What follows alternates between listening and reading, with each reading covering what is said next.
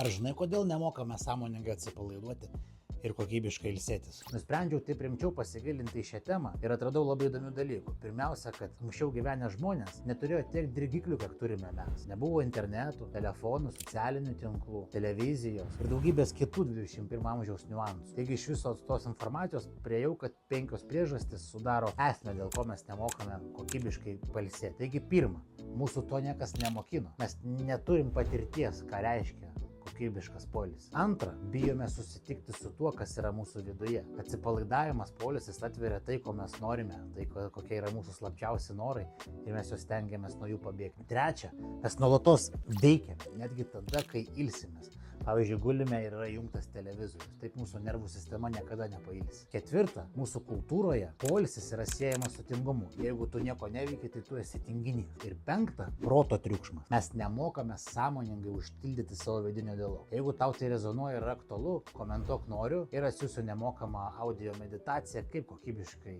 pailsėti ir atsipalaiduoti.